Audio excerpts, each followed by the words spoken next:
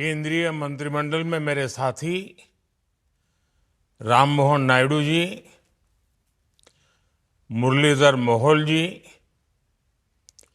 विश्व भर से आए honourable ministers, global aviation industry के लीडर्स, इंटरनेशनल ऑर्गेनाइजेशंस के रिप्रेजेंटेटिव्स, डिस्टिंग्विश्ड डेलीगेट्स, देवी और सज्जनों, नमस्कार।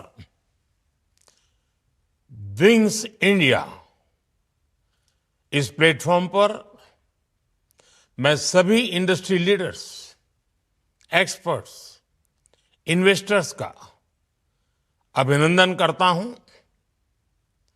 आप सभी जानते हैं, एविएशन इंडस्ट्री का अगला युग बहुत एस्पिरेशंस से भरा हुआ है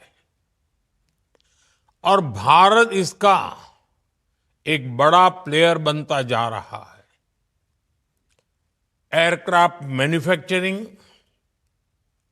pilot training, advance air mobility, aircraft leasing, ये ऐसे सेक्टर हैं जिन्हें लेकर भारत अनेक संभावनाओं के साथ आपके समक्ष उपस्थित है और इसलिए विंग्स इंडिया की ये समिट हम सभी के लिए इतनी अहम हो गई है। फ्रेंड्स, पिछले एक दशक में भारत के पूरे एविएशन सेक्टर में एक हिस्टोरिक ट्रांसफॉर्मेशन हुआ है। कभी भारत दुनिया के उन देशों में था जहां एयर ट्रैवल एक एक्सक्लूसिव क्लब तक सीमित था, लेकिन आज स्थिति एकदम बदल गई है। आज भारत दुनिया का तीसरा बड़ा डोमेस्टिक एविएशन मार्केट है। हमारे यहाँ पैसेंजर ट्रैफिक बहुत तेजी से बढ़ा है। भारतीय एयरलाइंस का फ्लीट भी तेजी से एक्सपांड कर रहा है। बीते वर्षों में भारत की एयरलाइंस ने 1500 से ज्यादा एयरप्लेन्स का ऑर्डर दिया है। साथियों, भारत के एविएशन सेक्टर में ये तेजी इसलिए आई क्योंकि हमारी सरकार एक लॉन्ग टर्म विजन के साथ काम कर रही है। भारत में एयर ट्रैवल अब एक्सक्लूसिव नहीं, इंक्लूसिव बन रहा है। भारत का नागरिक आसानी से एयर ट्रैवल कर पाए, ये हमारा मिशन है। इसलिए हमने टियर 2, टियर 3 सिटीज को एयरपोर्ट से जोड़ा है। साल 2014 में भारत में 70 एयरपोर्ट्स थे।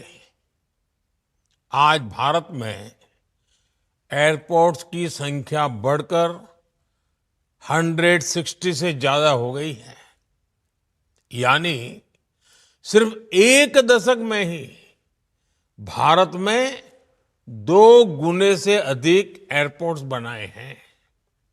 हमने देश में 100 से अधिक एरोड्रोम्स को एक्टिवेट किया है और इसके साथ ही अपने नागरिकों के लिए एफोर्डेबल फेयर वाली उड़ान स्कीम लॉन्च की है। उड़ान स्कीम के कारण 15 मिलियन पैसेंजर्स ने, यानी करीब 1.5 करोड़ पैसेंजर्स ने उन रूट्स पर ट्रेवल किया है जिनमें से कई पहले एग्जिस्ट भी नहीं करते थे। साथियों, आज जब भारत विकसित होने के लक्ष्य के साथ आगे बढ़ रहा है, तब हमारी एयर एक्टिविटी का कई गुना विस्तार होना तय है। अनुमान है कि 2047 तक भारत में 400 से अधिक एयरपोर्ट्स होंगे। ये बहुत बड़ा नेटवर्क होगा। इतना ही नहीं, हमारी सरकार उड़ान स्कीम के नेक्स्ट फेज पर भी काम कर रही है। इस पॉलिसी से रीजनल और अफोर्डेबल एयर कनेक्टिविटी और अधिक मजबूत होगी। इन सब के साथ सी प्लेन ऑपरेशंस का भी विस्तार किया जा रहा है। हमारी कोशिश यही है कि भारत के कोने कोने में एयर कनेक्टिविटी और बेहतर हो। साथियों, आज भारत सरकार का बहुत जोर अपने यहां टूरिज्म सेक्टर के विकास पर भी है। देश भर में टूरिस्ट प्लेसेस विकसित हो रही है और इन जगहों पर जाने के लिए बड़ी संख्या में लोगों की पहली पसंद एयर ट्रैवल ही है। आने वाले समय में एयर ट्रैवल की डिमांड में और भी अभूतपूर्व विस्तार होने वाला है। यानी आप सभी के लिए इन्वेस्टमेंट के और ज्यादा अवसर बनेंगे। साथियों, आज जब भारत एक बड़ा ग्लोबल एविएशन हब बन रहा है, तब ये भी जरूरी है कि हम एविएशन से जुड़ी जरूरतों के लिए दूसरों पर निर्भर ना रहें।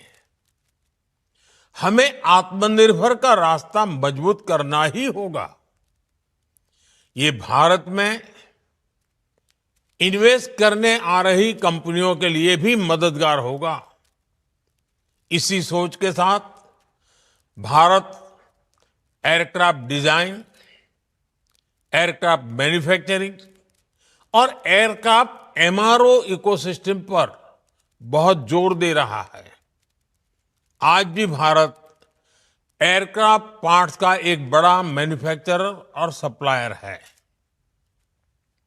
हम मिलिट्री और ट्रांसपोर्ट एयरक्राफ्ट देश में बनाना शुरू कर रहे हैं। भारत सिविल एयरक्राफ्ट मैन्युफैक्चरिंग की दिशा में भी आगे बढ़ रहा है। और आप सभी इन्वेस्टर्स जानते हैं, भारत के पास कई एडवांटेज भी हैं। ग्लोबल एयर कॉरिडोर्स में भारत की जियोग्राफिक पोजीशन, हमारा अनमैच डोमेस्टिक फीडर नेटवर्क और भविष्य में होने वाला लॉन्ग हॉल फ्लीट्स का विस्तार, ये हमारी बहुत बड़ी शक्ति है। साथियों, वो दिन दूर नहीं जब भारत में डिजाइन और मैन्युफैक्चर किए गए electric vertical take off and landing aircraft पूरे एविएशन सेक्टर को नई दिशा देंगे। ये टेक्नोलॉजी हमारे ट्रैवल टाइम को बहुत कम कर सकती है। इसके अलावा हम सस्टेनेबल एविएशन फ्यूल पर भी बड़ा काम कर रहे हैं। अगले कुछ वर्षों में भारत ग्रीन एविएशन फ्यूल का एक बड़ा प्रोड्यूसर और एक्सपोर्टर बनने की ओर अग्रसर है। साथियों, हम देश के एविएशन सेक्टर में बहुत सारे रिफॉर्म्स भी कर रहे हैं और ऐसे हर प्रयास के कारण भारत ग्लोबल साउथ और दुनिया के बीच एक बड़ा एविएशन गेटवे बना रहा है। ये एविएशन सेक्टर से जुड़े इन्वेस्टर्स के लिए, मैन्युफैक्चरर्स के लिए बहुत बड़ा अवसर है। फ्रेंड्स, आज भारत देश के अलग अलग रीजन्स के साथ साथ वहां के मार्केट्स को भी आपस में जोड़ रहा है। हमारे शहर अलग अलग ट्रांसपोर्ट माध्यमों से पोर्ट से जुड़ रहे हैं। भारत का एविएशन विजन एयर कार्गो पर भी उतना ही फोकस है। कार्गो मूवमेंट को फास्ट और एफिशिएंट बनाने के लिए जो भी रेगुलेटरी रिफॉर्म जरूरी है, सरकार उन सब पर काम कर रही है। इसके साथ साथ हमारे डिजिटल कार्गो प्लेटफॉर्म्स पूरे प्रोसेस को सिंपल और ट्रांसपेरेंट बना रहे हैं। ऑफ एयरपोर्ट प्रोसेसिंग की व्यवस्था के कारण हमारे एयरपोर्ट पर पड़ने वाला लोड भी कम हो रहा है। हम ऐसे मॉडर्न वेयरहाउसेस भी बना रहे हैं जिससे कार्गो हैंडलिंग का काम और तेजी से और बेहतर तरीके से हो। आने वाले भविष्य में इससे कार्गो का डिलीवरी टाइम और लॉजिस्टिक कॉस्ट दोनों कम होगा। भविष्य में जब भारत एक बड़ा और कॉम्पिटिटिव ट्रांसशिपमेंट हब बनकर उभरेगा, साथियों, मैं सभी इन्वेस्टर्स से कहूंगा कि आप भारत के वेयरहाउसिंग सेक्टर में, फ्रेट फॉरवर्डिंग में, एक्सप्रेस लॉजिस्टिक्स में और ई कॉमर्स में, इन सभी सेक्टर्स में भी अवसरों को जरूर एक्सप्लोर करें। साथियों, आज दुनिया के ऐसे कुछ ही देश हैं जहां एविएशन इंडस्ट्री के लिए ऐसा बड़ा स्केल है, ऐसी पॉलिसी स्टेबिलिटी और ऐसा टेक्नोलॉजिकल एम्बिशन है। मैं दुनिया के हर देश से, हर इंडस्ट्री लीडर से, हर इनोवेटर से कहूंगा कि वो इस गोल्डन अपॉर्चुनिटी का पूरा लाभ उठाएं। हमारी इस डेवलपमेंट जर्नी में एक लॉन्ग टर्म पार्टनर बनकर वर्ल्ड के एविएशन सेक्टर की ग्रोथ के लिए काम करें। मैं दुनिया भर के निवेशकों को भारत की उड़ान के को पायलट बनकर हमारे साथ आने के लिए आमंत्रित करता हूं। एक बार फिर विंग्स इंडिया इसके सफल आयोजन के लिए आप सबको मेरी ढेर सारी शुभकामनाएं। बहुत बहुत धन्यवाद। तो विंग्स इंडिया में प्रधानमंत्री